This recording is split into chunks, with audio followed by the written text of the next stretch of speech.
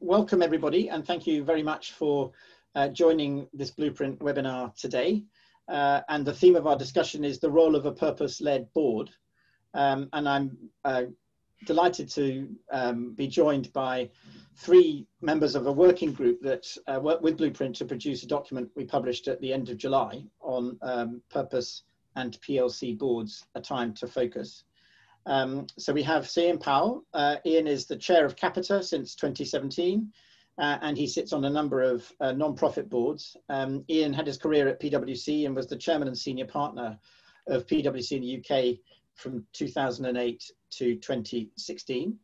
Maaike de Bie. Maaike is company secretary and GC at easyJet, where she's been since June 2019. And prior to that, Maaike was Group GC at Royal Mail. And has 25 years experience as an international lawyer in a variety of settings.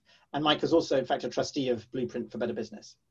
And thirdly, Chris Saul. So Chris spent 39 years at Slaughter & May, international law firm, and he was the firm's senior partner also from 2008 to 2016, and has a wealth of experience as a board advisor and practitioner in corporate transactions. And he now runs a consultancy, which among other things also focuses on governance. So very warm welcome to the three of you. We were going to be joined by a fourth panelist, Ollie Holborn from NatWest Group. Unfortunately, he has a family illness, so is not able to be with us today. So we have just under an hour, and the plan is this. I'm going to ask our panelists to speak each for about 5 minutes from their perspective and experience about what it means for a board to be purpose-led. And then we're going to open up the discussion, so for at least half, if not a bit more than that, to everybody on the webinar. Now, if you'd like to ask a question, and I warmly encourage you to do that, please could you use the Q&A, not the chat, the Q&A button at the bottom of your Zoom screen, put your question and your name, and then with my colleagues Sula and Amelia, we will call you to ask your question. We're not going to put videos, but we are going to use the audio function, so you'll be asking your own question rather than it being relayed by anybody else. And apologies in advance if we don't get to you. I think we'll have about 100 people on this call, so we're not going to be able to ask everybody's questions. Okay, so well, without further ado, I'm going to go straight to Ian.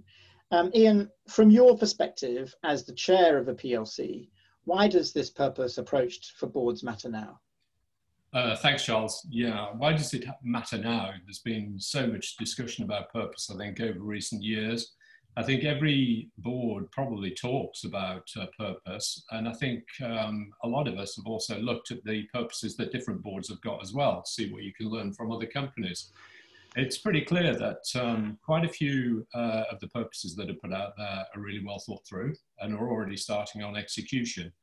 It's also pretty clear that there looks as though there's quite a lot of purposes that have been described that look a lot like a marketing headline. And the question is, what should the board be doing to look into that purpose and to help the management team develop their thinking around purpose, but also, what is the role of the board in challenging, monitoring, encouraging, maybe even incentivizing the leadership team of an organization as a group of non-executives to really make sure that the strategy that hangs off the purpose that an organization has got is actually being applied. And also, why is that relevant to the future sustainability of the company as well? And I don't think there's enough thinking being done on that in terms of how do you actually make that challenge? What are the right questions to be asked? So I know in this piece of work, what we've tried to do is come up with something that is really practical, thought-provoking, that boards could talk about as a group and also engage with their management team. I think that when you get into execution of purpose, that is when all this really comes alive. And I think quite a lot of companies, and certainly the companies I've been involved in, probably in the early development of early development of purpose, didn't give enough thought to execution. And until you really sort of debate that and agree it as a board, it's quite difficult to monitor performance against it. But the real question for me was, why is it so relevant now? And I think back to the global financial crisis back in 2008. And it struck me that post that crisis, quite a lot of companies talked a lot about trust in business and trust in society.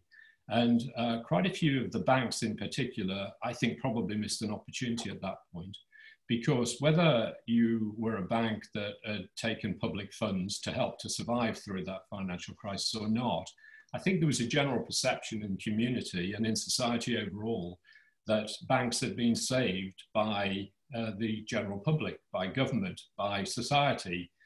And there was a real opportunity, I think, for banks to have engaged more post the global financial crisis on this whole issue of purpose. What is the company for, and what contribution does it make to society?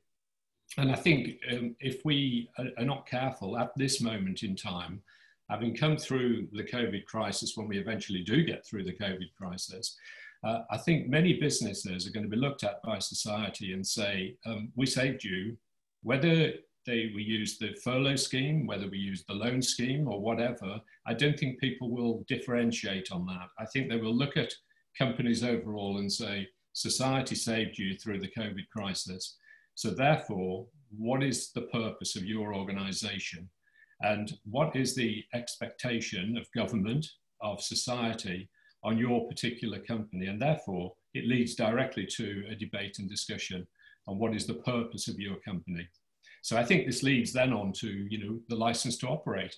If you can't articulate a good, sustainable purpose for the company, why should you be allowed to operate in a society that is looking at trust in your particular entity and believes that you survive because of the contribution that's been made to the company by society overall? I've always believed that the only long-term sustainable competitive advantage any company has really is its culture in the long run.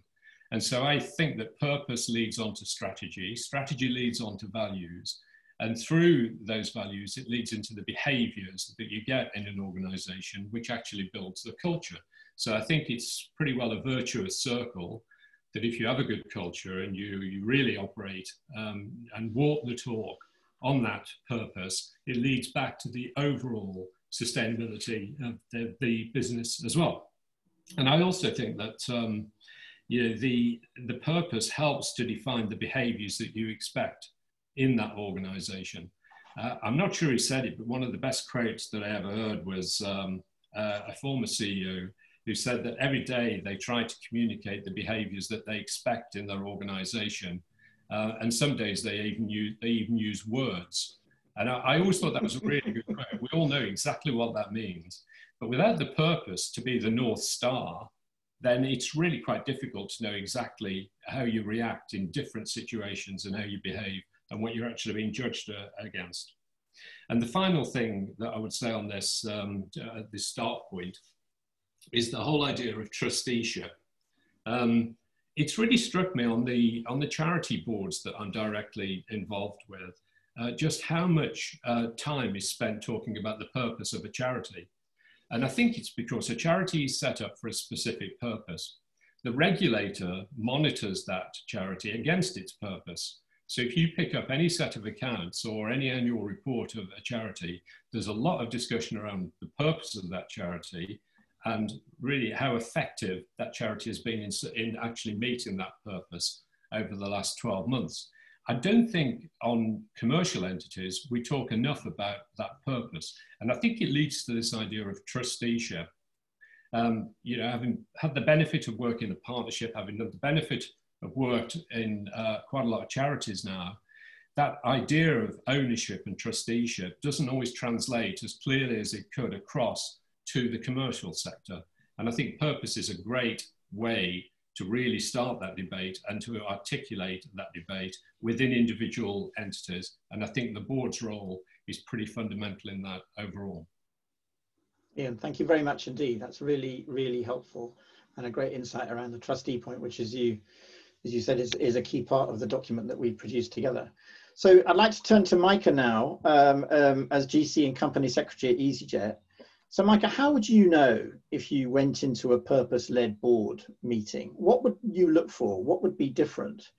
And also, what would you reflect from your own recent experience at easyJet, where you've had a whole number of really tricky issues to deal with, which really in practical terms raises questions around this and what it means. Over to you. Thank you, Charles, and delighted to be here, and welcome to everyone who managed to join. I'll take that as two then. So one is really talking about what's purpose in practice, and what do I look for at a board level. And then I'll have two stories I think that I can mention around easyJet, and nothing like a good crisis to challenge purpose-led thinking.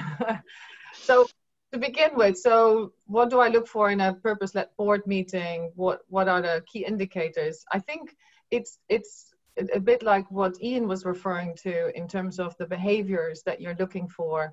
And what I would look for, and when I see this in a board meeting, then I know I'm in a purpose-led meeting, is a broad conversation. And with that, I really mean that all the members of the board are contributing.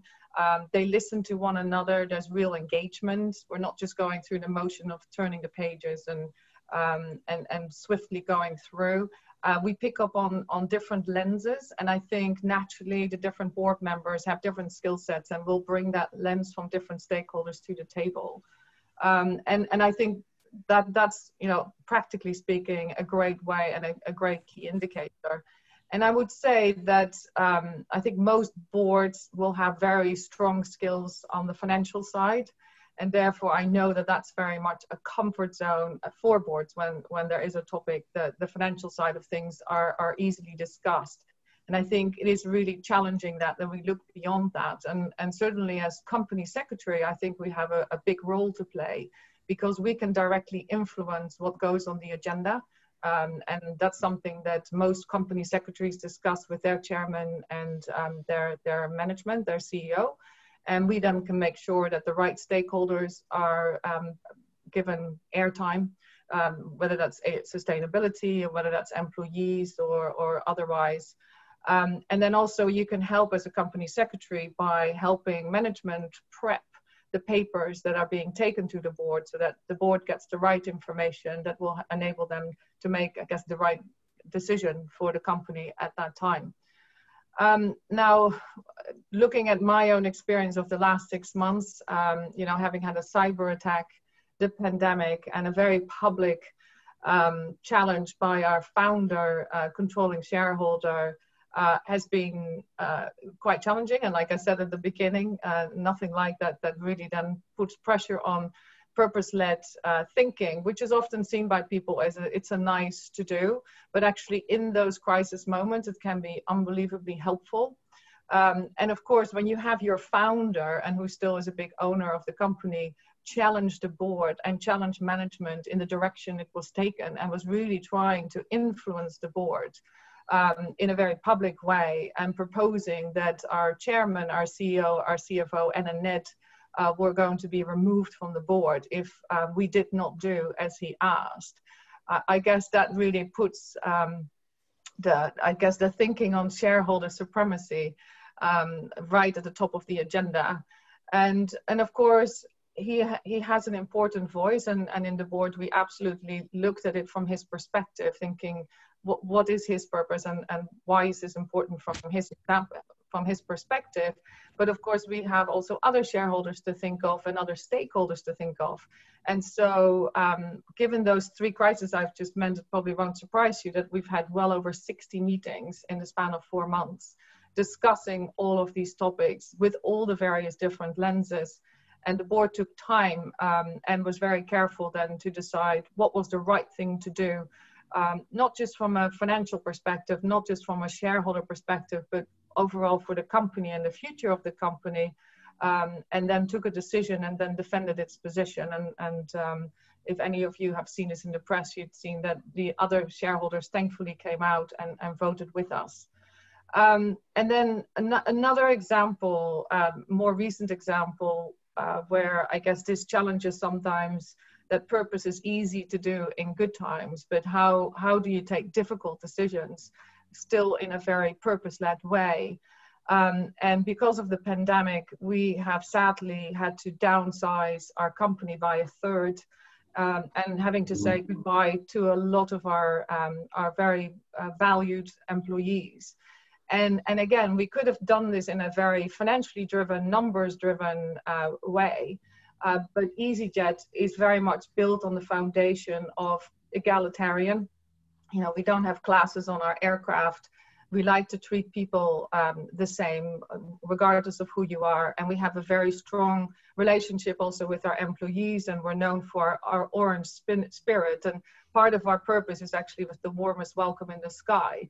And so it was very important for the board, and this was discussed, that we weren't just going to push through these redundancies in the shortest time possible, still legal, but you know, just let's get the numbers down, but that we were going to do it in a compassionate way and with empathy and you know, with sadness to having to say goodbye to our employees. And we're almost there, but we took a lot longer than some of the other companies. But with our unions, both for our crew and our pilots, amazing result, because we spend time listening, respecting each other's views. We've actually been able to come to a position where in the crew and the pilot community, no one is leaving involuntarily.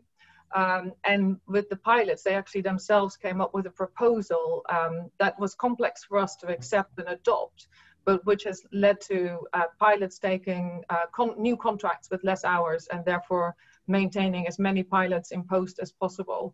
So I guess that demonstrates how it is possible to take tough decisions in practice, walking that talk, and not just having that as a marketing slogan on your website. Okay. Well, Maaike, thank you very much for sharing, and that really brings to life exactly what this means in practice in terms of how a board thinks and the mindset shaping decisions. So thank you so much for sharing those stories. So Chris, can I turn to you now as a board advisor and in your career and currently, how do you approach the question of a board being purpose-led? Charles, thank you, and thank you for having me. So in talking to a board about this subject, I would raise 4 points.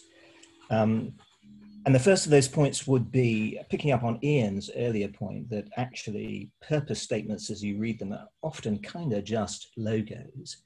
So I would be saying that it's really vital for the board to develop a clear and authentic articulation of purpose. So if the purpose statement is to do its job, i.e.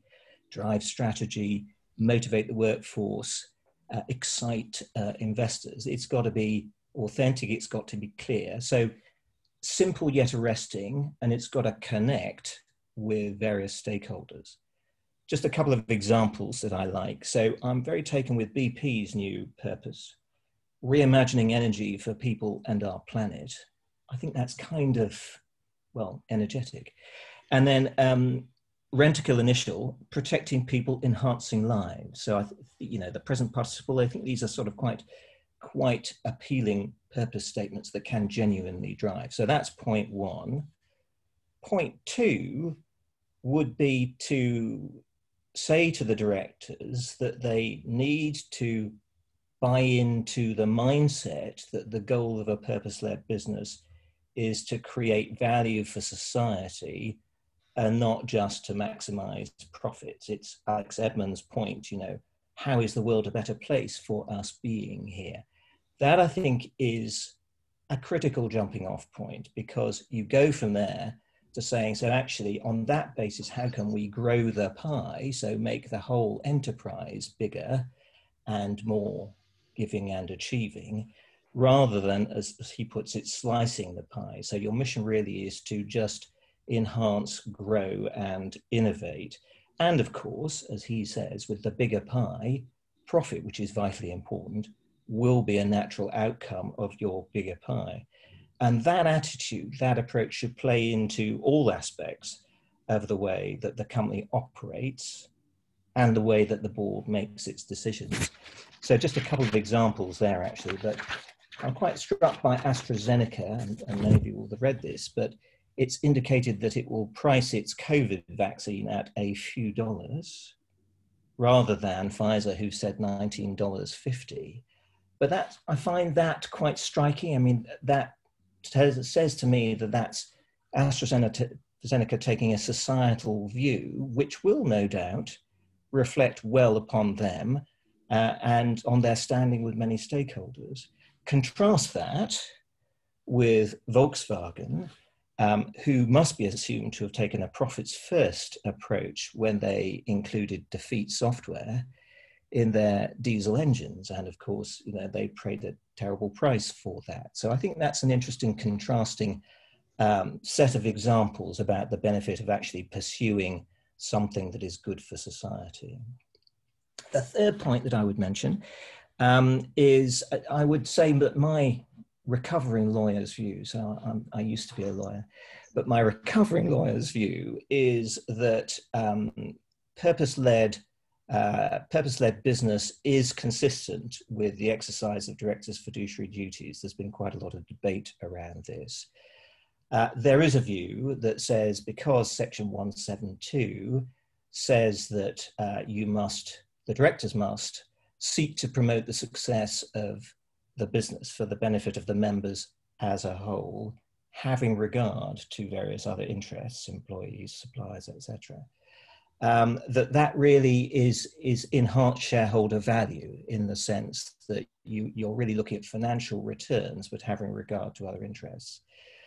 That is one view, but I think I would counter that by saying that shareholders manifestly are these days interested in many other things than just profit, and the rise of the ESG agenda, $1 trillion now sitting in ESG funds, is testament to that. So whilst deferring, of course, to lawyers, the legal community, I would say that success in Section 172 should be and can be read in that light, so that purpose-led operation by the board would be consistent with 172. Then my fourth point would really be to encourage the board to embed purpose-led thinking in various other areas in which they lead and have to take position. So obviously remuneration, seeking to achieve alignment in bonus schemes and incentive schemes between purpose and the achievement of the bonus levels. Succession, very important. I think that purpose-led businesses know that they're going to be here for a long time, and that they make sure that leaders of tomorrow are nurtured and that they are supported in their pursuit of purpose and purpose-led strategy in the business. And then the third point really is around how do you measure success? This is a tricky one, but simplistically, I think it would be important to develop simple non-financial proxies, so employee feedback, customer churn, etc. Not to be hidebound by those, so you don't inculcate a box-ticking mentality, but you have a set of parameters that you can work with and see that you're making progress or not.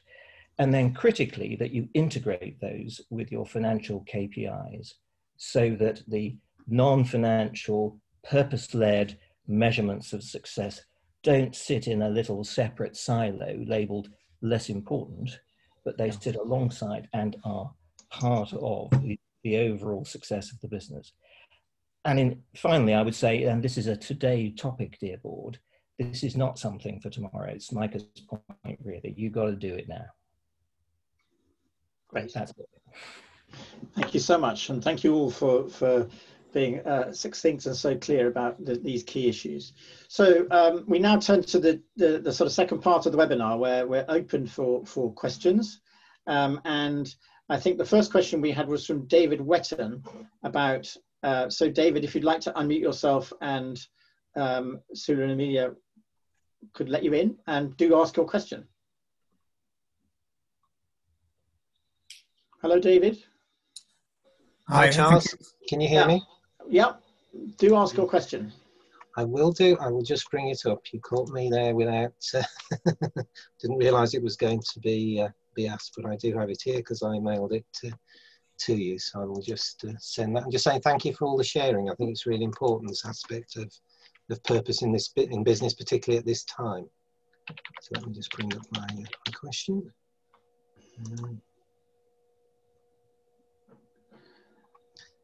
Look.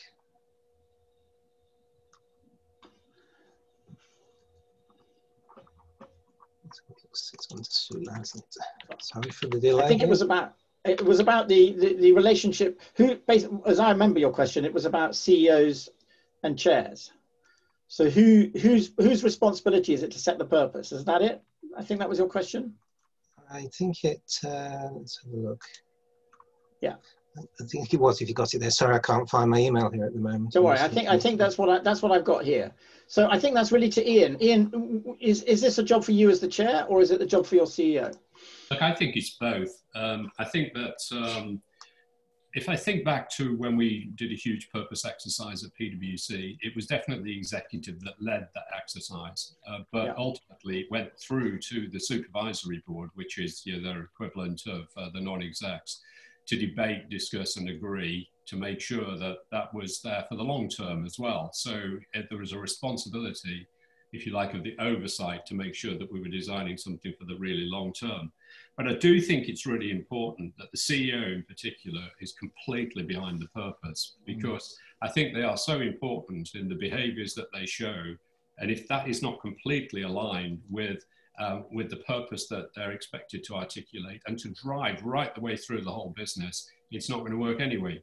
So I think it's a bit of a chicken and egg in that, work needs to be done to really work on that purpose. And certainly John Lewis did a huge amount of work when he first got to Capita to work on the purpose and to engage with many different people to make sure that what was put together was something that people could really relate to. And it wasn't just a strapline, and it wasn't really just, something that people thought, well, that sounds great, but does it really mean anything? And then the board got engaged at that point, and looked and talked through before it was ever finalised and before it sort of was ever, discussed more widely. The reason I think it sort of comes to everybody's responsibility ultimately, but especially the chairman and the CEO, is that a lot of people, I think purpose is quite a sort of a soft thing. You've agreed your purpose and now we can sort of drive the business on. But I think it immediately gets really, really hard. When we defined the purpose at PwC as building trust and solving important problems, we've got something like 250,000 people across the world, and about 150,000 of them were kind of engaged in the development. So you look at something like that, and how does that actually apply? Well, you've got a central pool for investment, and the five of us that sort of ran the leadership team, if you like, internationally, there was a lot of bids for investment across the group, much more than the pot of money that was actually available. The first thing that we asked was, on every submission to us, how does this build trust? And if it doesn't, why would we want to do it? And the second thing is, how does it solve a really important problem? How does it solve an important problem? And if the answer to that again was, well, it doesn't, well, we wouldn't invest in it. But if the answer to those two is yes, then you go through to the next round of really starting to evaluate. So, sorry, that was a kind of long-winded answer, but I think it comes down to both of you, but I think it needs to originate and be believed in by the CEO. Yeah, yeah. Sorry, Charles, can you hear me? Yes. Yeah. May I just ask, because I think, thank you, Sir Ian, I think it's answered part of my question, which is, I found it here, and my question was, which kind of links in, but was, apart from engaging with the Blueprint for Better Business, what one other thing would the panelists recommend a PLC board to do if they're serious about becoming purpose-led? So it's a practical thing. If you go into one other thing, right? One other thing, you might say, "Oh, engage a Blueprint for Better Purpose." But what one other thing would they recommend, in a practical basis, recommend a board to do if they're serious about becoming purpose-led? Chris, one practical thing. If you could do one practical thing, what would it be? What I would do actually is I would ensure that at the end of each board meeting, the chairman selected a non-executive director at random, not pre-wired, and asked that director to identify a particular item in the board discussion that they've just had that appropriately reflected the pursuit of purpose by the company, and then also to see if they would identify an item that did not reflect purpose, so something that was not consistent with the purpose. But I think it's a small thing, of course, but if you built into the bookending of board meetings some practical surprise question that would force people to pay attention throughout the meeting, really, and be vigilant as to the way in which you're thinking about this topic, I think that could be quite effective. That's a very neat idea. Thank you very much.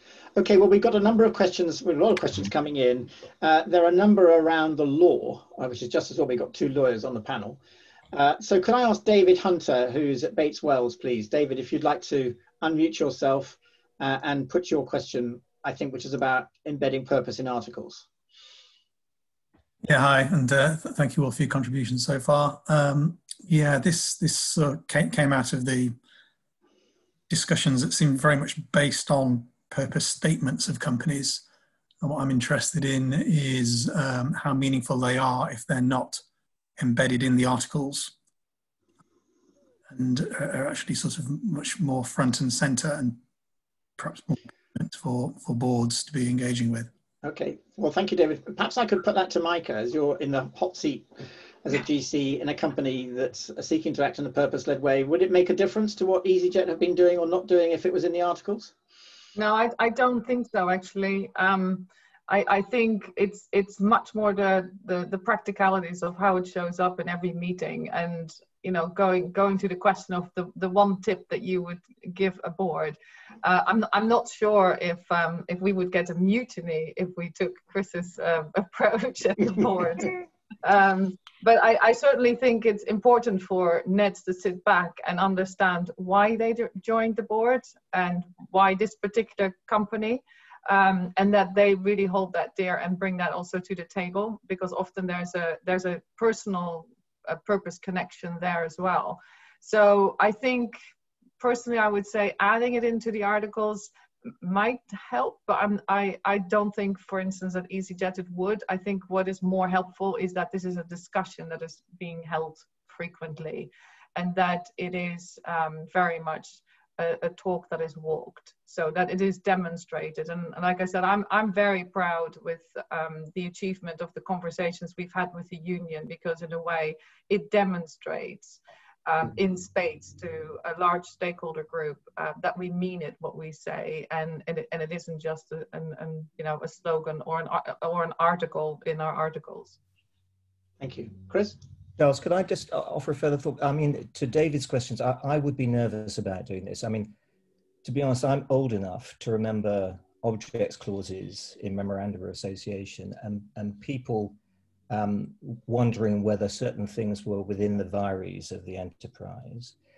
My concern, it's a different world now, but my concern, I think, would be if you embedded purpose in the articles, you might put pressure on counterparties to wonder whether things were being done in accordance with a constitutional purpose, and where might that lead. So I would be nervous of doing that, but I think David makes the good point that you need somehow to bake it into the workings of the company, as Mike has just said. But so I would think that the better course would be to make sure that your board governance procedures, not necessarily my idea, but other elements of the board delegations and board governance procedures are built around purpose. I think, to be honest, building it into remuneration structures actually goes to building the purpose into the DNA and wiring of the company, and creating a better purpose statement, as we've discussed, than a slogan, and then having that ripple through the annual report, which you do see in genuinely purpose-led companies. Having that ripple through the annual report, I think that would be for me a better way. Very good. Thank you very much, Chris. So can I turn now to Andrew Hill, who I should declare is my chairman. So as the chief executive of a charity, my own chairman's coming in now. Andrew. Yeah. Hello. What's your question? Interesting discussion so far. On the sort of family hold back basis, I won't take too much time. My question actually, though, relates to the Rio Tinto case that's been in the news in the last week or two, because back in July, one of Rio's former anthropological advisors wrote in the FT that he thought one of the reasons why these mistakes had been made over the Aboriginal the Aboriginal cave sites was that the company had really changed in the last few years to being more satisfied by answering tick box CSR questionnaires to satisfy ESG investors and indices and other CSR bodies, rather than embedding itself firmly in the community as it used to do.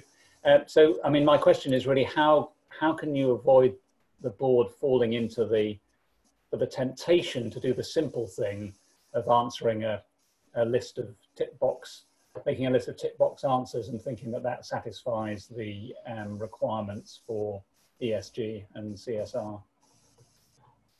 Good question. Who'd like to pick that up? Ian? Yeah, just two quick comments. One, there is something I think about sort of really appreciating that things have changed as regard the stakeholders in companies. And I don't know the detail really, other than what I've read in the newspaper of the Rio situation, but it's pretty clear that somebody underestimated the power really and the need for engagement with a group of stakeholders that that hadn't been engaged with. And I think probably everybody would be, it'd probably be good for all of us to stand back a little bit further and ignore the original listing of stakeholders that we've got, the obvious ones that we always have, but then try and sort of push it out even further, because I think times are different and I think there's a different level of expectation on people. And the only other thing I would add is that I do think, sort of slightly back to the previous point as well, one of the things is measurement and measurement of engagement around purpose, both internal and external, I think is really interesting. And maybe that would have led to a different degree of interest in the direction that the company was going in a case, not just on Rio, but on any company that seems to have deviated or misinterpreted or misunderstood the greater requirements on the way that that company behaves now from a completely different group of stakeholders that you would originally have anticipated. Charles, could I? Please. Just two thoughts really. I mean, I think, and this is really building on Ian, but I think number one really is, sort of goes back to my point about sort of integrated, meaningful measures. So identifying measures that matter to your business and the stakeholders in your business, and measuring them as best you can in a way that is as least tick boxy as you can. And then I think critically integrating them with your financial measures and giving responsibility for the presentation and monitoring of those collective KPIs to the CFO. Because I think if you, and that would be controversial, I think, but if you bring together non-financial KPIs with financial KPIs and you put it under one executive director responsibility, I think that could make a difference.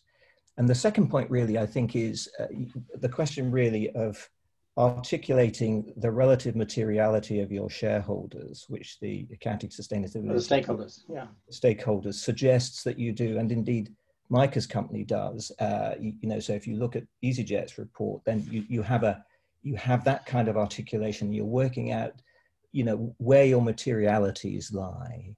And I think that discipline of working out what's material in terms of your stakeholders and what's material to the business, that is directionally very important in making sure that you think hard enough about some of the issues. And you've got to believe that the cultural heritage stakeholder did not rise to the level of materiality soon enough to avoid what was a very sad outcome at Rio. But I do think that thoughtfulness around articulating in your annual report these materiality questions would be helpful.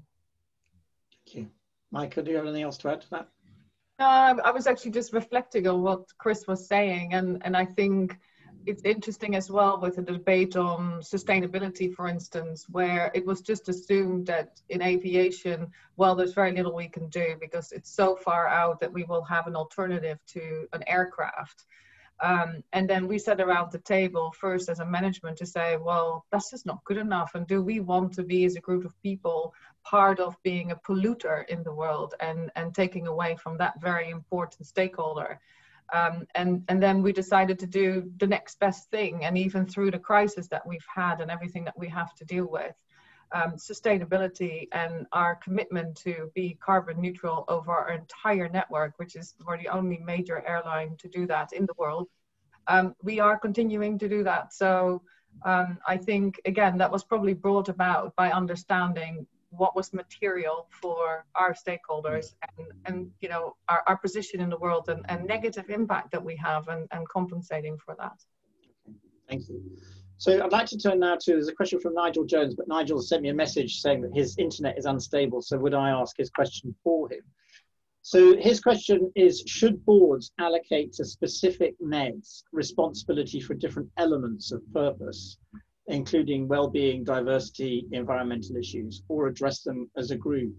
And I think this does raise a slightly wider question as well, if I can just tack on the end of it, about the extent to which we should be seeing boards as it were, having representative members of different stakeholders around the table. And Ian, of course, at Capita, you've gone in a very interesting step that you've taken, is to put 2 employees on the board. So I wondered how you thought about representative NEDs, and perhaps you could just say a word about what you've done and why you've done it and what you're learning in the process. Yeah, happy to, Charles. Yeah, I mean, I went into Capita in 2017 and we recruited a new CEO at the end of 2017. And we realized that one of the things we got to do at Capita was a pretty fundamental change in the culture of the organization. And one of the key things that we decided to do was to look for wider representation on the board. You know, it employs something like 66,000 people, and there wasn't a lot of voice that had been into the board at all before we arrived there. We're not evangelical about this at all, by the way, because I think every company has to make up its own mind as to how it wants to, you know, look at the guidance that's been given and to apply that. But we decided that for Capita, given the services it provides to the wider community, the right thing to do was to do so, and the message that we wanted to send both internally and externally. This was a different company going forward, and it's in the middle of a very difficult transformation at the moment. But one of the things that we decided to do was to appoint 2 employee directors. And they are not, by the way, employee representatives. They are full NED directors. They get paid the same as the rest of the NEDs. And they're expected to contribute to the board in the same way that the rest of the NEDs, not just to be a voice of the employees. And it's been great, actually. It's been a lot better than I probably even anticipated it would be in terms of the insight and the wider insight that they bring. I mean, for example, you know, if you sit having a debate as a board and you've got the NEDs, the CEO, the CFO, and we're talking about the impact on the workforce or how a communication is landing, to have 2 people sat around the table with us that can really set the context on that, I think really, you know, adds a huge amount to our board debate. So, and I won't go on about that, Charles, because that's a completely different subject as well, I think. But I do think that this idea of wider representation and the challenge on purpose comes quite differently, I think, from 2 people who work inside the organisation to NEDs, because they're feeling it day in, day out as to just how is this purpose actually landing, and is it real when you get to the deep into the business as well.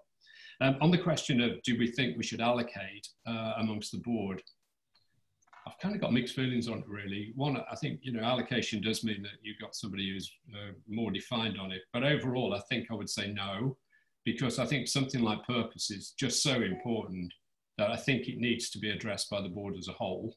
And I think that the board needs to engage on it. You could break it down into different key areas. I mean, of course, you know, one of the absolute key areas for Capita, like many other companies, is Black Lives Matter. And, you know, we've got a group that do embrace the issue and do engage with the wider company on that comes back into the board as a whole, not just into one specific area of the board, not even into an employee director, for example.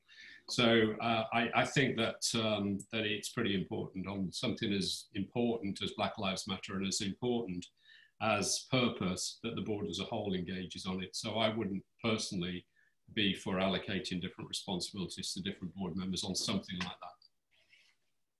Charles, can I just say that I absolutely agree with Ian on that. I think this is, you know, this is part of the collective responsibility of the board. I think I'd also say to Nigel's question, actually, the committee structure is helpful here, isn't it? So that, you know, your corporate responsibility committee, maybe also, you know, your REMCO, but they will look at some of the key issues that fold into areas around purpose. So I think greater sort of forensic analysis around these topics can be achieved through, you know, through getting the right delegations to the committees, which allows all board members to have a collective view. Slight rider to that, of course, is that some boards are appointing one NED to liaise with employees, as we know. So, you know, how does that fit with that? Well, I think it's a little awkward, but you can see that that really is just a means to achieve a better route of communication. And therefore, I think that sits in a rather different bucket. Okay, thank you very much. I'd like to go now to Brian Davenport. Brian, if you would be kind enough to unmute yourself and ask your question.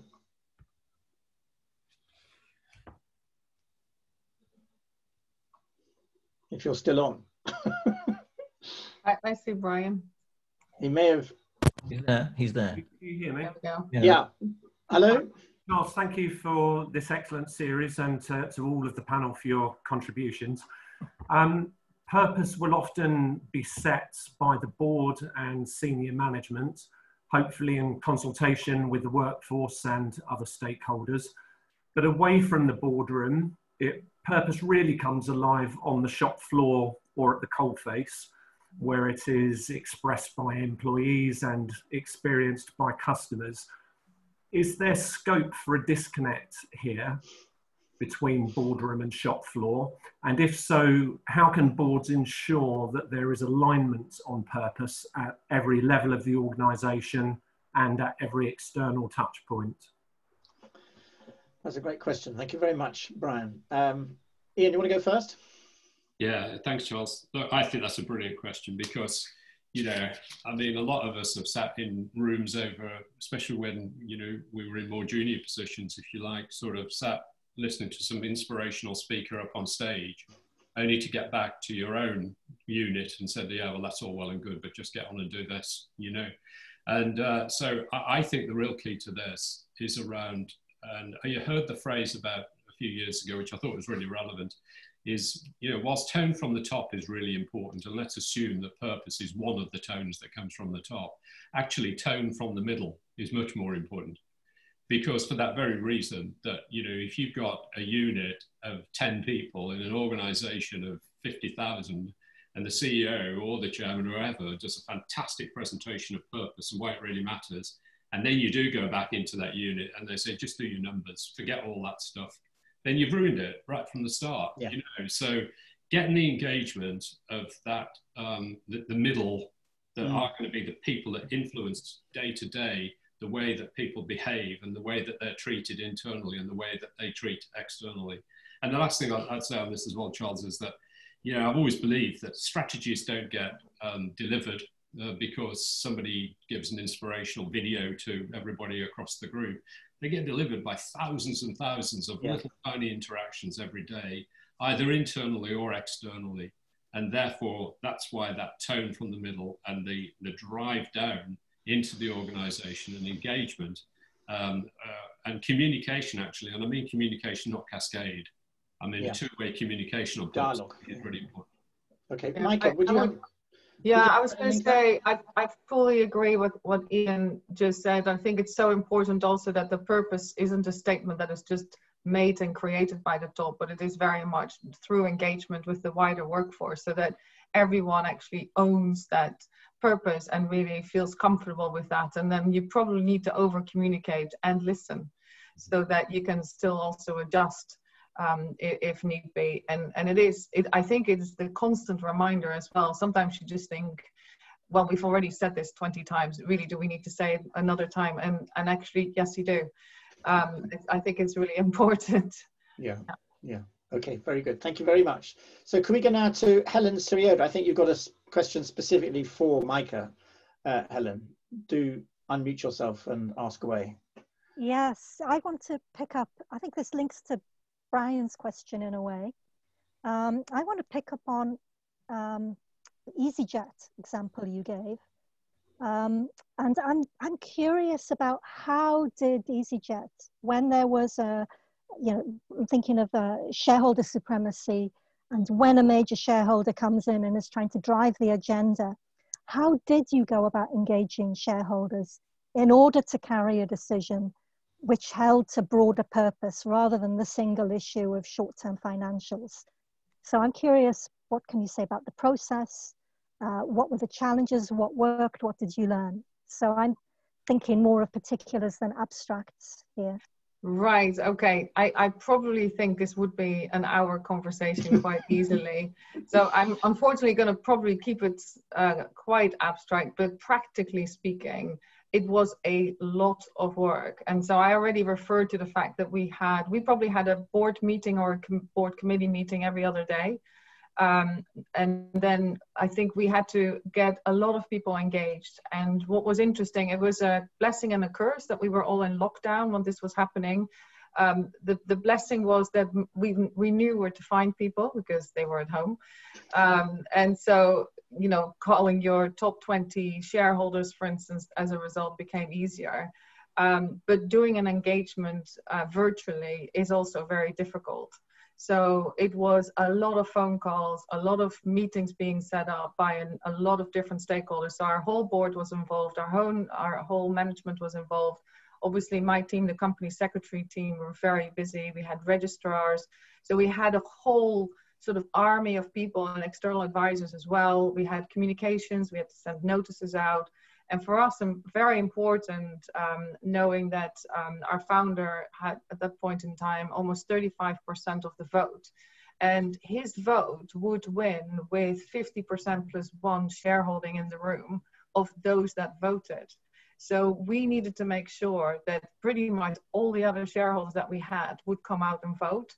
And this was in the summer or in May, and it was outside of the AGM meeting. So and then of course we also had to do this, and we were threatened to be sued if we didn't, but we had to also make sure that we were seen, so that the chairman and myself were videoed, we were live streamed, and people could vote live and ask questions live. And to actually make that happen while in lockdown, like I said, it was a lot of hours by a lot of people all pulling together. But I think because it was so clear what was the right thing to do, that gave us the direction and the purpose of really making this happen. We knew there was a lot of stake.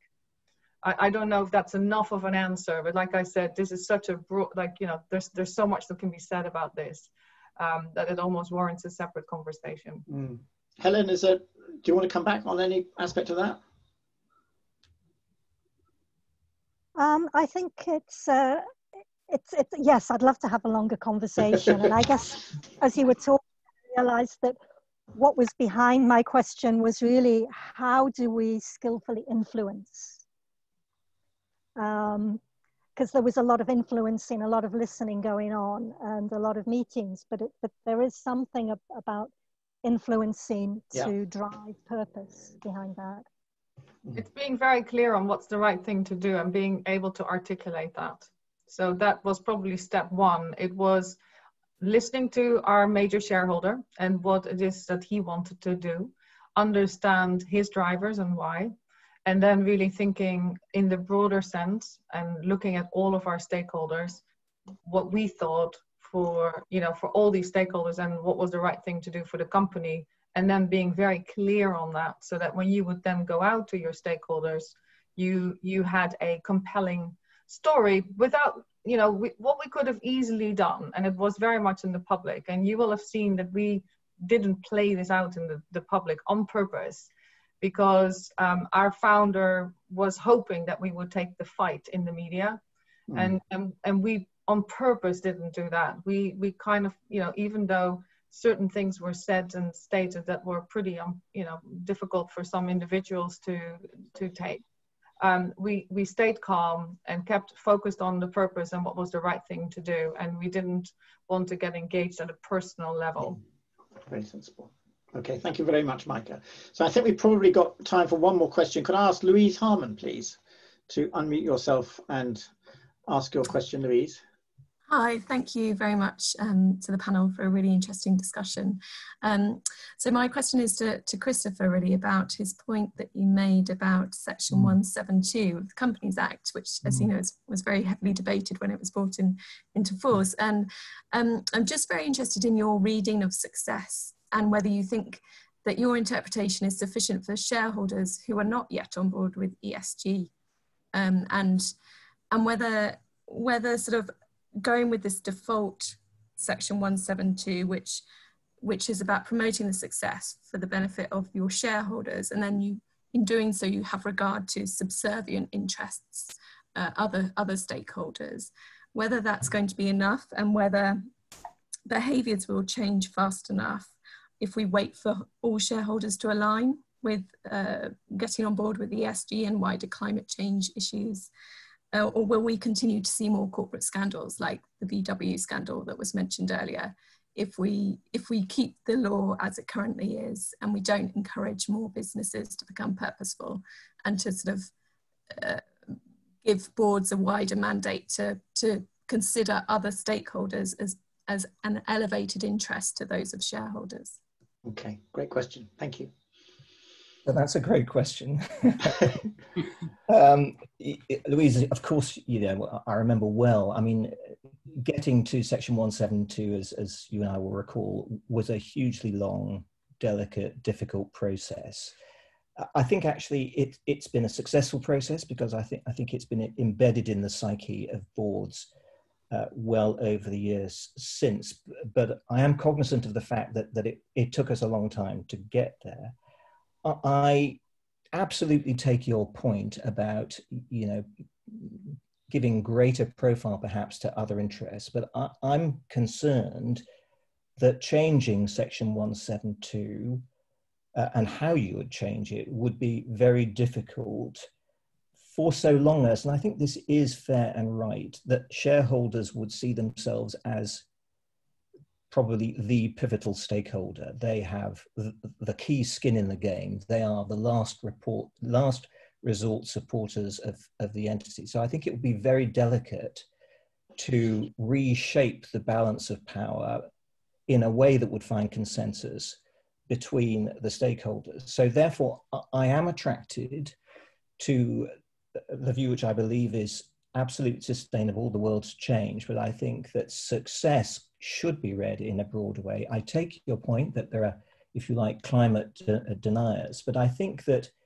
within the wording of members as a whole, what the board needs to do and the directors need to do is just balance the interests of the various voices amongst their shareholder body and come to a considered balanced view as to what success would find sufficient consensus amongst the group of shareholders. And I think that there is room within that to think that you can accommodate different views. So my view would be that changing 172 would be A, very difficult, B, very fraught, C, take a long time to achieve, and in the context of all of the above and my view of success, not necessary. Okay, well, I'm afraid that is such an interesting debate, which we've just really opened there, Louise, and thank you, Chris, for that answer. We are at 2 o'clock. We did say this would last for an hour, so I will need to now bring the webinar to a close. I'd like to thank everybody for participating, all of you for those ask excellent questions, and I'm sorry there were a great number that we couldn't fit in. And in particular, I'd just like to thank our panel, Ian, Maaike, and Chris, for giving your time, your thoughtfulness and candor on what is a really, really important and difficult set of issues. If anybody's got any comments on what you'd like us to do by way of webinars in future, do please let us know. By being on this call, you will get a link to the recording of this one, and we'll let you know if we are doing others in the future. Okay, well, look, have a good day, everybody, and thank you very much indeed for joining us. Goodbye. Thanks a lot. Bye. Bye.